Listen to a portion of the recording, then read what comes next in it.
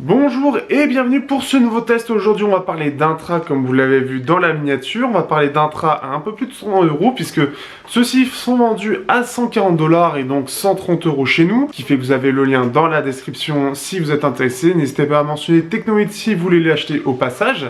Par contre pas de réduction prévue. Donc là ce qui fait que c'est directement via justement sur AliExpress via le vendeur BeeCase et donc qui a présenté ces nouveaux BeeCase Spring 1. Donc ce qui fait que ce sont des intras qui sont déjà très jolis, qui sont très raffinés, surtout pour la marque, une marque qui reste relativement nouvelle puisqu'elle est arrivée l'année dernière.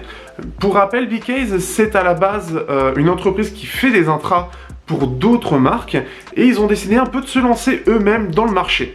Ils ont sorti plusieurs qui sont plutôt sympas. J'avais testé les Yinyu NY06 qui sont une version légèrement différente des BeeCase KB100 qui sont une excellente référence dans le monde de la Chi-Fi, dans le monde Hi-Fi où c'est extrêmement respecté. Il y a aussi les BeeCase KC2 qui sont vraiment aussi excellents et qui pour moi je considérais déjà à l'époque et c'est toujours le cas que c'est une version corrigée des KZ ZS6 qui sont bon aujourd'hui ils ont un petit peu vieilli mais on était aux alentours de environ 30-50 € les intras, ce qui peut être pour certains est déjà pas mal. Ici, ils ont décidé de présenter des intras vraiment ouf, avec déjà du piézoélectrique, et c'est la petite chose dont on va parler dans celui-là. Est-ce que le piézoélectrique est vraiment réussi dans celui-là? Et surtout, ils sont passés sur un prix à 140 $, donc 130 €, donc entre le double et le triple des intras que avaient tendance à sortir, ce qui est un gros gap, et beaucoup de monde avait peur par rapport à ça, parce que ils étaient déjà nouveaux, et en plus de ça, ils augmentent de prix. Alors, qu'est-ce que ça vaut? Est-ce que ça vaut vraiment le coup? Est-ce qu'ils valent réellement le coup? Est-ce qu'ils sont réussis ou est-ce qu'ils sont ratés? Est-ce que le piézoélectrique a été bien intégré? On voit ça tout de suite.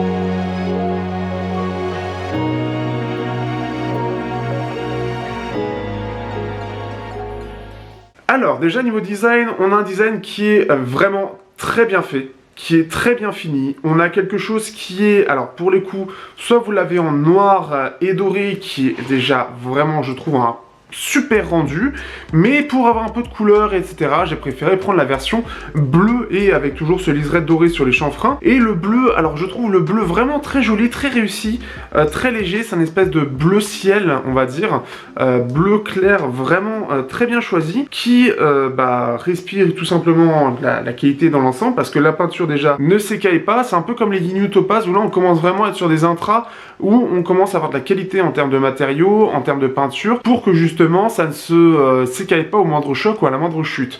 Ce qui fait que là-dessus ils sont vraiment très très bons, ils sont très résistants, on sent que le métal est de qualité et que la peinture aussi, et c'est déjà une première chose. On a un corps qui est bien évidemment en métal, on a les inscriptions BeeCase sur le côté droit et Spring 1 sur le côté gauche, donc qui permet justement de mettre en avant que ce sont les BeeCase Spring 1, c'est un petit peu particulier au niveau du nom, mais c'est bien intégré. Ce qui est assez marrant, c'est que les appareils photo, quand j'utilisais ça dessus, comme c'était peint sur le côté grainé de la peinture, ça avait tendance à rendre un petit peu les appareils photo un peu fous, ils avaient beaucoup de mal à détourer correctement les lettres, donc c'était assez marrant là-dessus. Ce qui fait qu'aussi vous avez 3 aérations qui sont derrière en fait, là au niveau de l'intérieur de l'oreille on va dire, pour justement avoir une bonne aération, que ça aspire bien l'air, etc.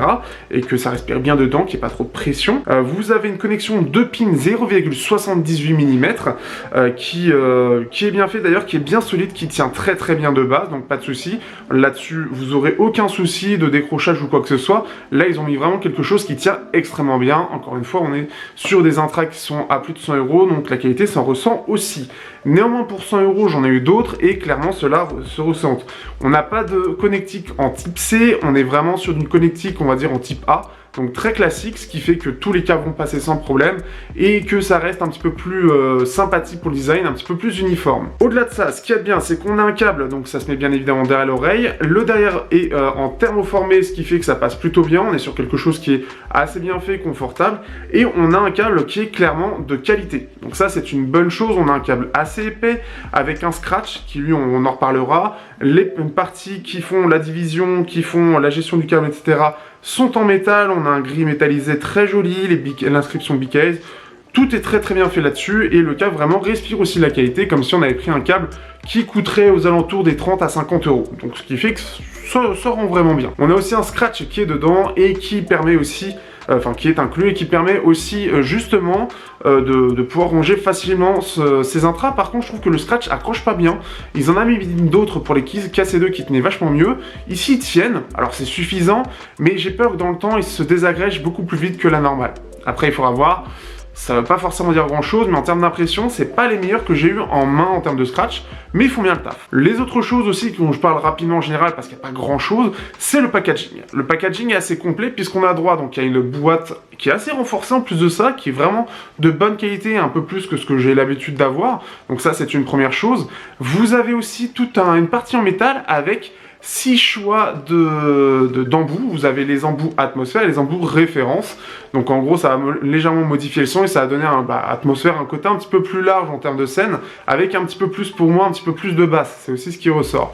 Et donc les références, ce par défaut, bien évidemment, mais c'est bien présenté. Vous avez même, dans une petite boîte, droit à des embouts qui sont des embouts à mémoire de forme. Je n'aime habituellement pas du tout le rendu. Ici, c'est des embouts à mémoire de forme qui sont assez fins et qui, pour le coup, tiennent plutôt bien dans mon oreille. Je les ai pas utilisés pour les garder pour pouvoir faire les plans, mais je pense les utiliser après parce que pour le coup, ils sont assez confortables. Donc, encore une fois, de la qualité et surtout, en plus de ça, avec la petite boîte et tout, je trouve ça assez stylé. On a beaucoup dépassé dans le design, mais il y avait beaucoup de choses à dire pour le coup. Au niveau de l'ergonomie, on est sur une ergonomie. Alors déjà, on a plusieurs choix d'embouts. Le petit souci qu'il y a eu pour les embouts, on en parle juste après. Je vous montre, si je les mets correctement, comment ça donne dans l'oreille. Hop, comme d'habitude.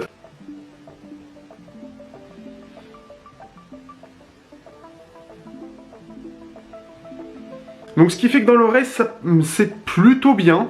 Alors, la petite chose, c'est qu'on a une canule qui est, donc la partie qu'on met dans l'oreille, qui est assez épaisse. Aussi, les embouts sont assez épais en soi, donc n'hésitez pas à changer s'il faut. En soi, ils tiennent plutôt bien, mais on a tendance à le sentir plus que la plupart des intras que j'ai eu à l'heure actuelle, où ça avait tendance à plus facilement entrer dans l'oreille et c'était un petit peu plus confortable. Donc on le ressent un petit peu plus.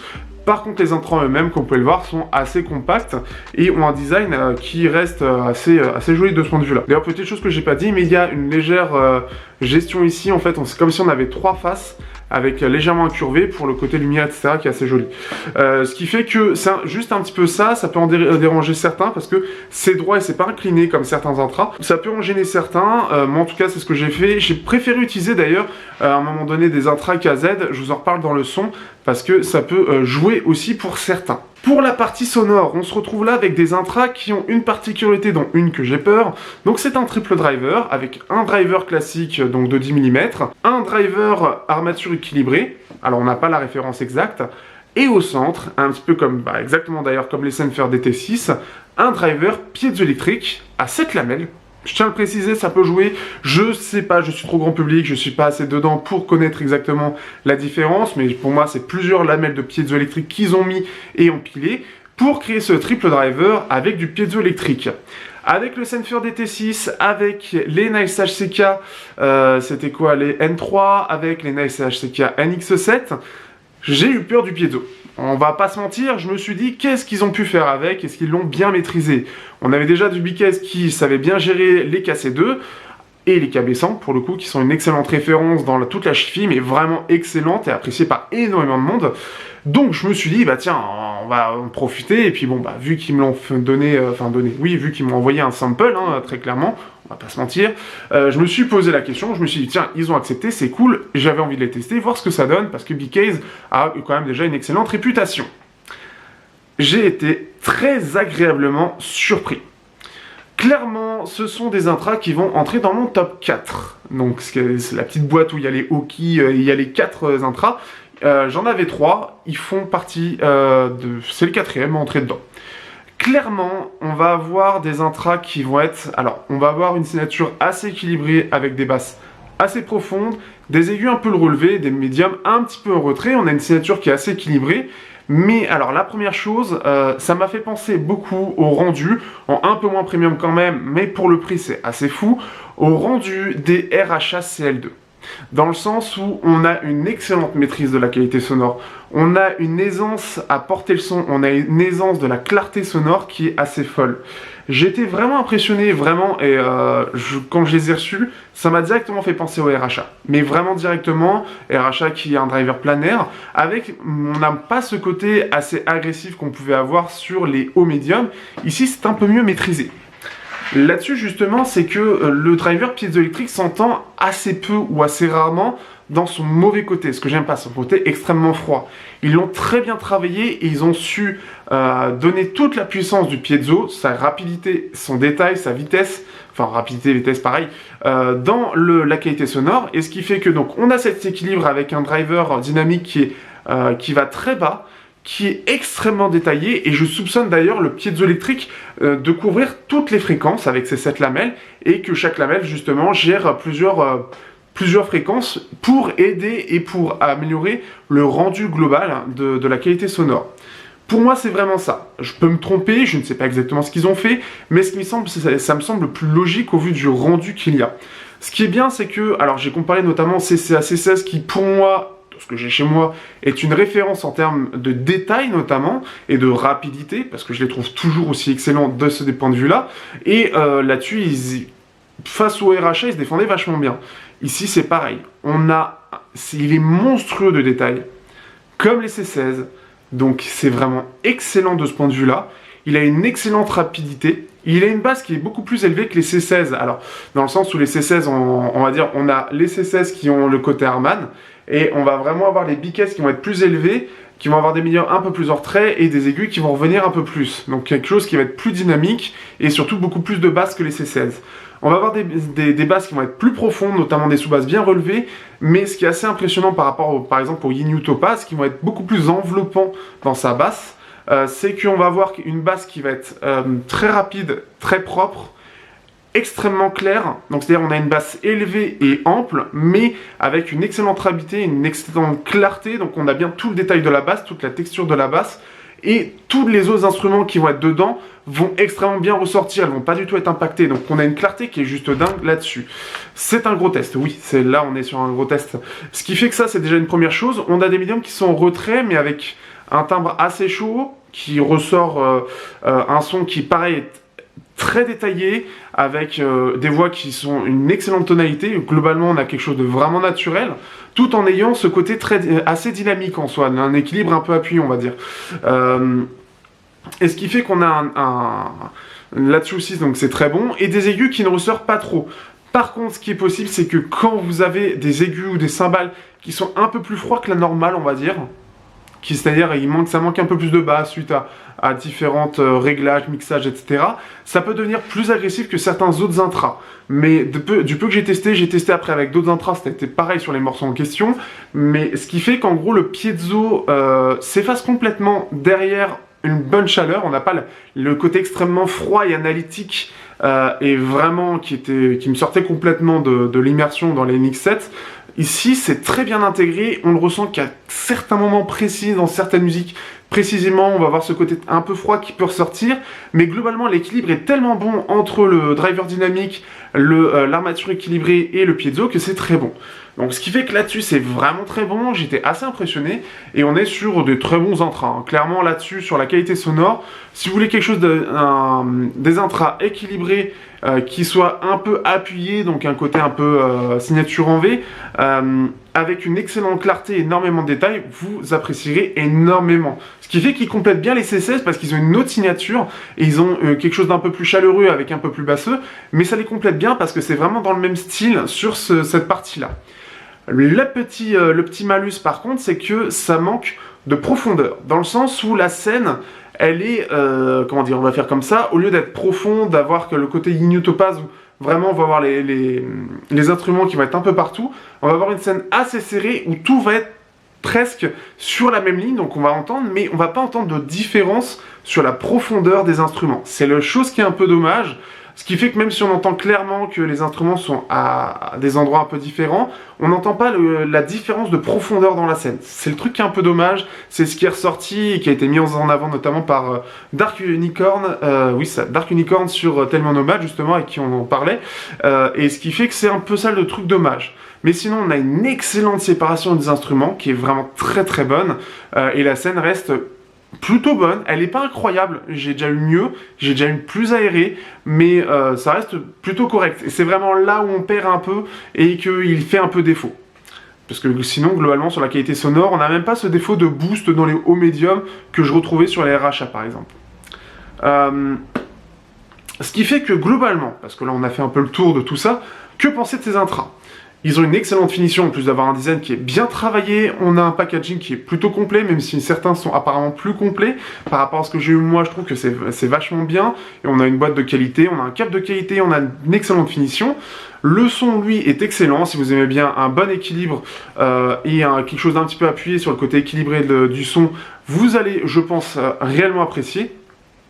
Et clairement, en plus de ça, pour le coup, B-Case, en partant d'intra à 60 €, a réussi, en ayant avec le double, à convaincre tout le monde que leurs intras avec du piezoélectrique font un tabac.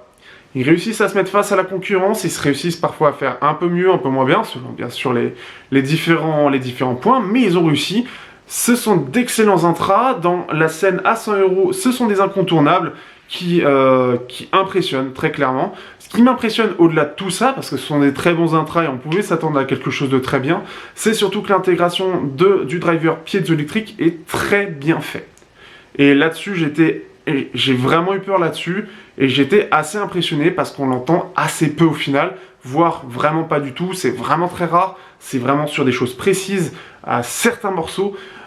Ce qui fait que ça soulage un peu et ça me réconcilie avec le piezo en même temps, parce que quand c'est bien intégré, on peut faire d'excellents intras avec. Donc ce qui fait que si vous voulez d'excellents intras à 140 € en équilibré un petit peu appuyé, vous serez ravis. Sur ce, je vous dis à bientôt pour un prochain test sur Teknoid.